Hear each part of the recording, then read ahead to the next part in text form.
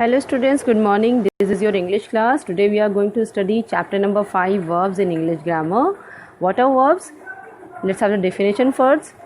The words which express some action and position are called verbs. So any doing, word or action are called verbs. Verbs means kriya, which means किसी भी काम का होना. When you do something, as like when you walk, when you go, when you sit, when you drink, when you eat.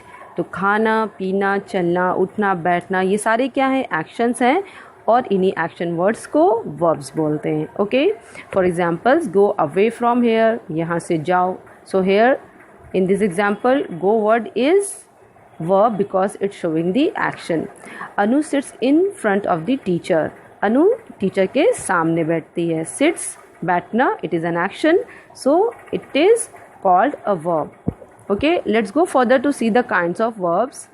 Basically there are two kinds of verb. So there are two kinds of verb. The first kind is called main verbs.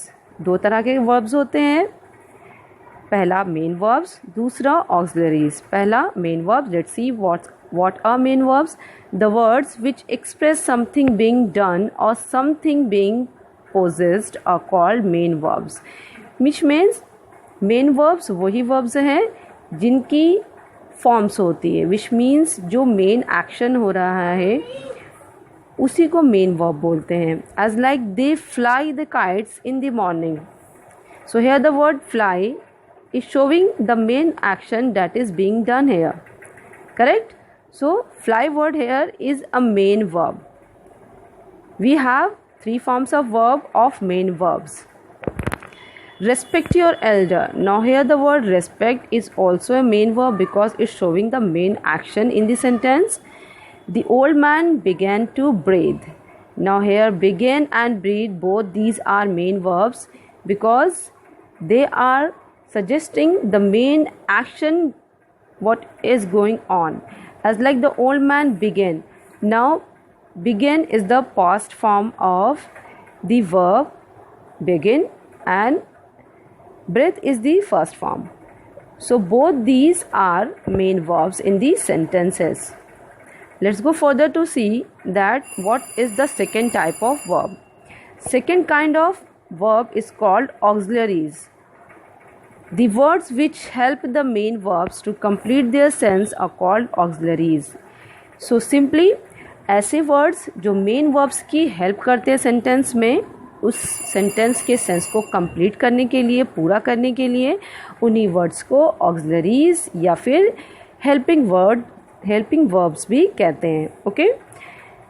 तो let's see the examples now. Mrs. Chadda is a good teacher. Here is an auxiliary or helping verb here. Now let's see this example. The girls are enjoying the party. In this sentence, which word is a main verb? Main verb is enjoy, and when we add ing, it shows the continuation of the action. So it becomes enjoying. Here are is helping out the main verb enjoying. It's suggesting the tense also and the sense of the sentence also. As like when we say the girls are enjoying the party, which means the action is being continued in the present time. They are continued to enjoy the party. The girls are enjoying the party. So here the word are is helping out the main verb enjoying. That is why it is called helping verb also, or you can say auxiliaries also. So all the words such as is, was, were, has, have, are, do, did, will, shall, all these are helping verbs, auxiliaries, because they help out the main verb to suggest the tense also. तो इन सब का use tenses के accordingly करते हैं sentences में. Okay, I hope you have understood the difference between the main verb and the helping verb, auxiliaries. Okay, now let's see the kinds of main verbs. Basically, main verbs are divided into 6 parts. Now we have learned that there are 2 kinds of verbs. The first one is main verb, the second one is auxiliaries. Now further, main verbs are divided into 6 kinds. So let's see what are these 6 kinds. One is called transitive verb. The verbs which need an object to complete their sense are called transitive verb.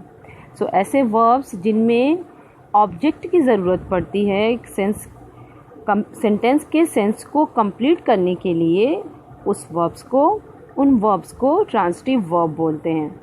As like the students completed their task. Now अगर हम इसका object remove करें, when we say only the students completed, अगर मैं बोलूँ कि students completed, छात्रों ने कंप्लीट किया, क्या इससे आपको पूरी इन्फॉर्मेशन मिल रही है कि क्या किया? When we say the students completed, here we are saying that completed, which means the students have completed something. So this is called where the object is needed to complete the sense. हमें अब इसका object चाहिए ताकि इसके sense को complete कर सकें. The students completed what? The students completed their task. So as it tells this word, their task is answering the question what, so it is called an object. So ऐसे verbs जिनमें हमें object की ज़रूरत पड़ती है किसी भी sentence के सेंस को समझने के लिए या पूरा करने के लिए, उन्हीं वर्ब्स को हम ट्रांसिटिव वर्ब कहते हैं. बिना ऑब्जेक्ट के इसकी जो मीनिंग है वो कंप्लीट नहीं होगी, पूरी नहीं होगी. As like obey your parents. Obey what? आपने बोला आज्ञा मानो. किसकी? whom? To your parents. Correct. So here the word parents are an object. It has been use as an object of the sentence. तो सेंटेंस का ये object है. तो ओबे क्या है? वर्ब है. वर्ब को किसकी ज़रूरत पड़ रही है? ऑब्जेक्ट की, इसके सेंस को कंप्लीट करने के लिए. तो इस तरह के वर्ब जिनमें ऑब्जेक्ट की ज़रूरत पड़ती है उसके सेंस को कंप्लीट करने के लिए, उन वर्ब्स को ट्रांसिटिव वर्ब कहते हैं. Virat smashed a century last. Virat smashed. Smashed is a verb here, but it needs a complement as an object. तो इस सेंस को कंप्लीट करने के लिए कि विराट ने क्या स्मैश किया, मीन्स क्या हिट किया? सेंचुरी हिट किया. तो here we have century last as an object. तो इस सेंटेंस का सेंस तभी कंप्लीट होगा जब हमें ऑब्जेक्ट का पता होगा, जब ऑब्जेक्ट उसके साथ होगा. बिना ऑब्जेक्ट के इसकी जो मीनिंग है वो अनक्लियर होगी, क्लियर नहीं होगी. The Hunter killed a lion. Transitive verb, आप इसको इजीली कैसे माइंड में रखोगे कि transitive verb answers the question what और whom. ट्रांसिटिव वर्ब किस बात का आंसर करते हैं कि क्या, मीन्स जैसे कि the Hunter killed. Killed here is verb. अब जब इसकी हिंदी में आप मीनिंग निकालोगे तो शिकारी ने मार दिया. किसको? क्या मारा? ये आंसर क्या कर रहा है? Object a lion. एक लॉयन को मारा. Correct? The hunter killed a lion. So lion here is an object. Because killed need in an object to complete the sense of the sentence. That is why it would be called a transitive verb. तो यहाँ पे killed क्या होगा? Transitive verb होगा. Okay? All these words as like smashed, obey, completed are called transitive verb because it needs an object to complete its meaning. Okay, so I hope you have understood that what is transitive verb. Let's go further. Second one is intransitive verb. The verbs which need no object to complete their sense are called intransitive verb. So in, क्योंकि in लगा हुआ है which means उसका opposite. तो transitive verb में हमें object की ज़रूरत होती है, बिना ऑब्जेक्ट के उसका सेंस नहीं निकलता है, मीनिंग क्लियर नहीं होती है सेंटेंस की। लेकिन इन ट्रांसिटिव वर्ब में बिना ऑब्जेक्ट के ही उस वर्ब की मीनिंग क्लियर होती है, विच मीन सेंटेंस में अगर कोई ऑब्जेक्ट ना हो तो भी उस सेंटेंस की मीनिंग क्लियर होती है। तो इन ट्रांसिटिव वर्ब में हमें ऑब्जेक्ट की ज़रूरत नहीं होती। The baby slept, the baby slept is a verb here soundly. Baby बहुत ही गहरी नींद में सो रहा है। अगर हम सिर्फ बोले, अगर इसको हटा दें, यहाँ पे आपका adverb the baby slept, baby सो रहा है, ठीक है। तो यहाँ पे आपकी मीनिंग वैसे भी क्लियर है कि बेबी सो रहा है, करेक्ट। तो इसमें किसी ऑब्जेक्ट की आपको ज़रूरत नहीं है, there is no object needed to complete the sense of the sentence. तो इसमें किसी भी ऑब्जेक्ट की ज़रूरत नहीं है आपको इसकी मीनिंग को क्लियर करने की। The girls laughed loudly, these are soundly loudly, ये तो मैनर शो कर रहे हैं, ठीक है। ये आपके ऑब्जेक्ट की तरह वर्क नहीं करते, बल्कि ये तो मैनर बता रहे हैं। द गर्ल्स लाफ्ड, लड़कियां हंसी, ठीक है, लड़कियां हंसी, मीनिंग क्लियर है, इसमें कोई भी ऑब्जेक्ट की ज़रूरत नहीं है। Write neatly to get good grade, write neatly, अच्छे से लिखो। Write here word is an intransitive verb because इसमें भी किसी भी ऑब्जेक्ट की ज़रूरत नहीं है। The lotus grows in the pond, कमल तालाब में खिलते हैं। तो खिलना क्या है, इट शोज़ द इंक्रीमेंट, बढ़ना। कमल खिलते हैं, बढ़ते हैं, इससे भी मीनिंग क्लियर हो जा रही है आपकी। So no object in needed in intransitive verb. So ऐसे सारे ही वर्ड जिनमें किसी भी ऑब्जेक्ट की ज़रूरत नहीं होती है उसकी मीनिंग को क्लियर करने की, वो सारे ही क्या कहलाते हैं, intransitive verb. Okay, these are intransitive verb as like slept, laughed, cry, write, read, grows, all these are intransitive verb because they don't need any object. Third one is finite verb. Third type of main verb is called finite verb, the verbs which change with every change in the number and person of the subject and the tenses और called finite verbs. तो finite verbs क्या है, simply आपको mind में रखना है कि जब आप लोगों ने पढ़े होंगे नाउन्स नंबर, नाउन्स जेंडर, ये सारे पढ़े हैं आपने, करेक्ट। और साथ ही आप लोगों ने you must have studied in your previous classes about the tenses also. Tenses के बारे में भी आपको नॉलेज होगी कि प्रेजेंट टेंस और फ्यूचर टेंस या पास्ट टेंस में किस तरह से वर्ब को यूज़ करते हैं। तो इस तरह से ऐसे वर्ब्स जो कि नंबर, जेंडर, सब्जेक्ट और टेंस के अकॉर्डिंग चेंज होते हैं उन्हें ही फिनाइट वर्ब्स बोलते हैं। As like I always appreciate nature's beauty. अब यहाँ पे आप देखोगे कि अग्रीमेंट क्या है, I is subject, correct. I आपका प्लूरल सब्जेक्ट है और उसके साथ वी डोंट यूज़ एस, हम एस यूज़ नहीं करते। I always appreciate, not appreciates. तो ये इससे अग्री कर रहा है। एप्रिशिएट, आई एप्रिशिएट जो वर्ब है वो किसके साथ चेंज हो रहा है, आई के अकॉर्डिंगली यूज़ किया गया है। अगर आई की जगह पे शी होता, शी प्रोनाउन होता और सिंगुलर होता, तब यहाँ पे क्या होता, एप्रिशिएट्स होता, एस बी इसमें एडेड होता, करेक्ट। बट ऐसा नहीं है, आई है तो आई के साथ एप्रिशिएट यूज़ किया गया है, विच मीन्स कि ये वर्ड सब्जेक्ट के अकॉर्डिंगली यूज़ हुआ है। I always appreciate nature's beauty, we are appreciating. Now अगर आपको कंटिन्यूअस टेंस में ये बात बोलना है कि हम नेचर्स की ब्यूटी को एप्रिशिएट कर रहे हैं, action is going on, so here these words are appreciating. Appreciating ये किससे अग्री कर रहा है, टेंस के अकॉर्डिंगली। वी के साथ प्लूरल सब्जेक्ट है, आर का यूज़ हुआ अकॉर्डिंग टू द रूल। फिर उसी के साथ क्योंकि आईएनजी फॉर्म यूज़ करते हैं हम कंटिन्यूअस टेंस में, तो उसमें चेंजेस किसके अकॉर्डिंगली हो रहा है, वी के अकॉर्डिंगली और टेंस के अकॉर्डिंगली हो रहा है, करेक्ट। क्योंकि कंटिन्यूअस टेंस में आईएनजी फॉर्म यूज़ करते हैं तो एप्रिशिएट वर्ब उसमें चेंजेस होके वो क्या बन गया, अप्रिशिएटिंग। तो इस तरह से इसमें चेंजेस किसके वजह से हुआ, किसके अकॉर्डिंगली हुआ, टेंस के अकॉर्डिंगली हुआ, करेक्ट। तो ऐसे ही फिनाइट वर्ब्स जिनमें किसी भी सब्जेक्ट, नंबर या जेंडर या पर्सन के अकॉर्डिंगली या टेंसेस के अकॉर्डिंगली जो चेंजेस होते हैं उन्हें ही फिनाइट वर्ब्स बोलते हैं।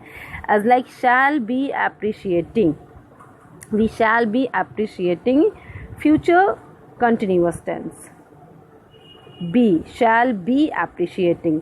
सो अब यहाँ पे वही वर्ड अप्रिशिएट प्रेजेंट टेंस में, फिर उसके बाद प्रेजेंट कॉन्टिन्यूअस टेंस में आर अप्रिशिएटिंग, उसके बाद shall be appreciating future continuous tense में, then again he appreciates, now it is according to the singular he subject, we have s here, appreciates, can you look at s, appreciates. So it is changing according to the tenses also, and it is changing according to the subject also, singular or plural or number, correct. So these words, all the verbs which change according to the number, person, subject or tenses are called finite verbs. Hope you have understood this. Let's go further. Non-finite verb. What are non-finite verbs? The verbs which remain unchanged with the change in the subject or tense are called non-finite verbs. तो finite verbs जो कि change होते हैं, verbs ऐसे verbs जो कि change होते हैं number और person और tense के accordingly, उन्हें finite verb बोलते हैं। अब इसी का ठीक opposite non-finite verbs यानी कि जिनमें changes नहीं होते, which remain unchanged, जिनमें changes नहीं होते person, सब्जेक्ट या टेंसेस के अकॉर्डिंगली। ऐसे let's see, I invited a newly married couple at dinner. तो मैंने मैरिड कपल को डिनर पे इनवाइट किया।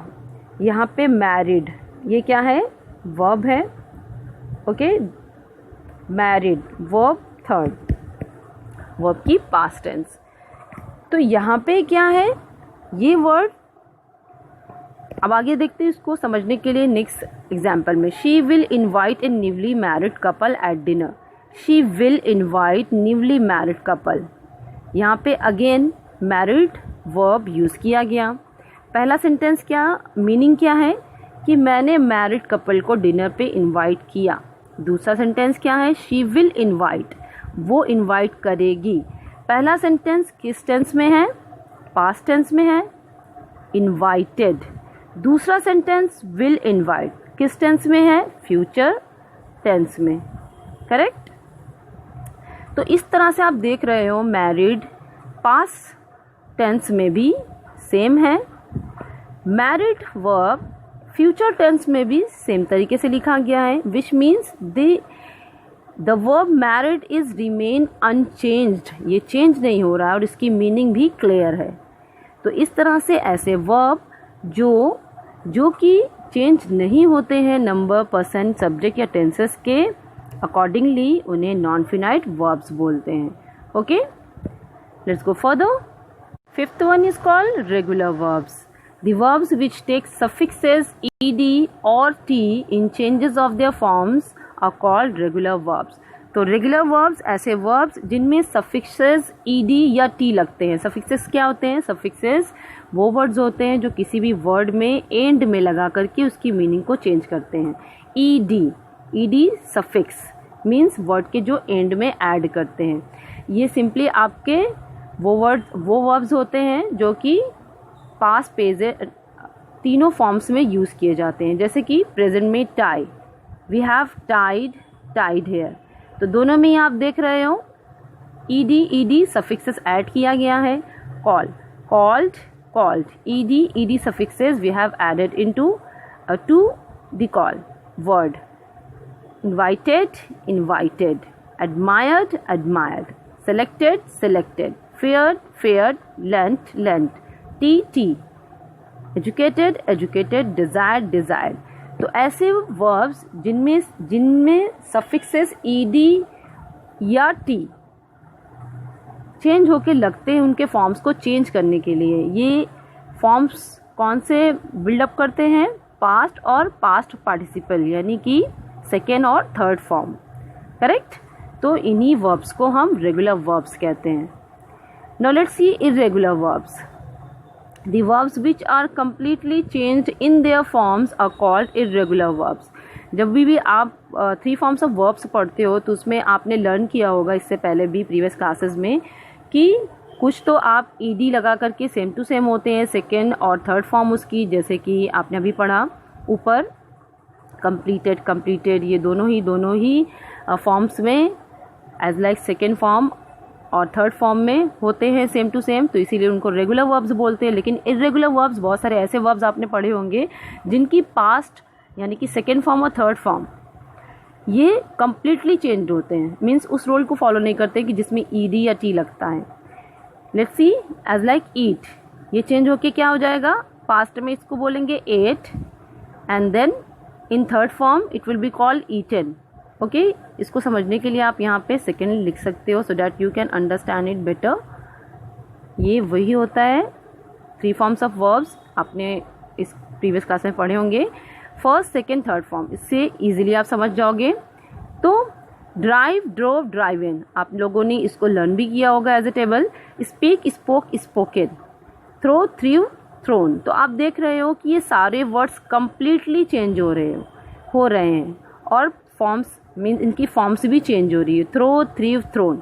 तो हर एक टेंस में इनकी जो फॉर्म है वो चेंज हो रही है, इसलिए इनको इर्रेगुलर वर्ब्स बोलते हैं। मीन्स ये रेगुलर रूल को फॉलो नहीं करते कि ed और t लगे, बल्कि इनकी जो फॉर्म होती है वो कम्प्लीटली चेंज होती है। Fly, flew, flown, do, did, done.